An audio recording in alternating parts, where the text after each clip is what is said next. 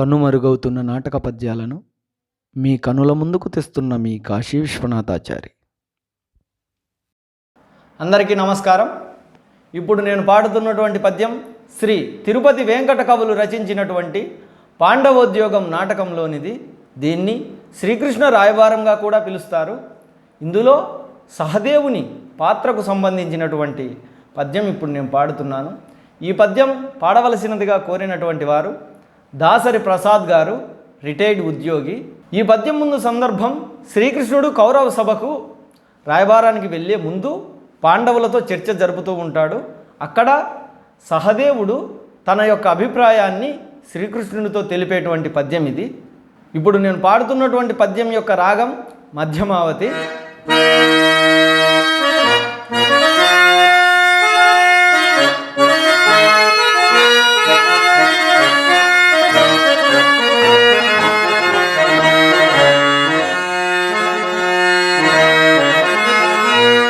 బావా కృష్ణ, దొర ఒక్కండన ఏటి మాట, బలవంతుండెవ్వడో వానిది ధర,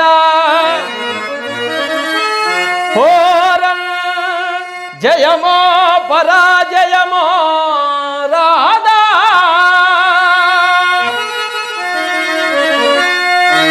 గెల్చి రాజన్యులందరూ మెచ్చంధర ఏలుకొందము,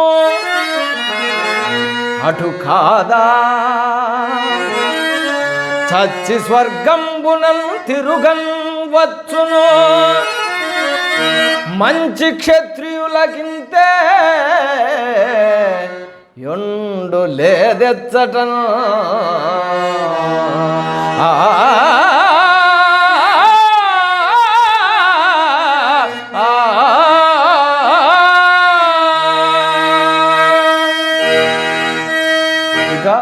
ఈ పద్యం యొక్క భావం సూక్ష్మంగా వివరించుకుంటే, దొర ఒక్కండన్న ఏటి మాట అంటే రాజు, దొర అంటే రాజు, అక్కడ చక్రవర్తి లేదా రాజు. రాజు ఒకడే అన్నది ఏటి మాట అంటే అది అంగీకరించదగినది కాదు అని. ఎప్పటికీ రాజు ఒకడే అనే మాట నేను అంగీకరించనటువంటి మాట అది అని. బలవంతుండెవ్వడో వానిది ధర. ధర అంటే భూమి. ఎవడు బలవంతుడో వానిదే ఈ భూమి అంటే ఆ రాజ్యం, ఈ భూమి అంతా పాలించే అధికారం బలవంతునిదే అని. పోరన్ జయమో పరాజయమో రాదా. పోరన్ అంటే యుద్ధము, అంటే యుద్ధం అన్నాక జయమో అంటే గెలిచడమో ఓడడమో ఏదో ఒకటి వస్తుంది.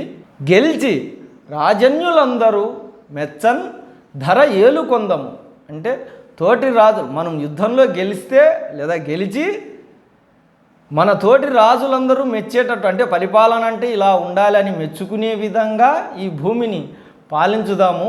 అటు కాదా అంటే ఒకవేళ అటు జరగకపోతే, అలా జరగకపోతే అటు కాదా, ఒకవేళ అలా కాకపోతే చచ్చి స్వర్గంబునన్ తిరుగన్ వచ్చును అంటే చచ్చిపోయి స్వర్గంలోన తిరగవచ్చు మనము. మంచి క్షత్రియులకు ఇంతే యొండు లేదెచ్చటన్. ఇక్కడ ఈ పద్యం యొక్క భావమంతా ఈ కొద్దిగా అంటే ఈ పాదంలోనే ఇమిడి ఉంది. మంచి క్షత్రియులకు అన్న పదం ఇక్కడ చాలా ముఖ్యమైన పదము. ఎందుకంటే క్షత్రియులు అంటే రాజులు, అప్పటి కాలానికి రాజుల పాలన కాబట్టి క్షత్రియులు అక్కడ రాజులు. మంచి క్షత్రియులు అంటే ప్రజలను, రాజ్యాన్ని సుభిక్షంగా బాగా పరిపాలించాలి, రాజ్యాన్ని సుభిక్షంగా చూసుకోవాలి, మంచి పరిపాలన అందించాలి అనేటువంటి గుణం కలిగినటువంటి రాజులు మంచి క్షత్రియులు అని అక్కడ భావం.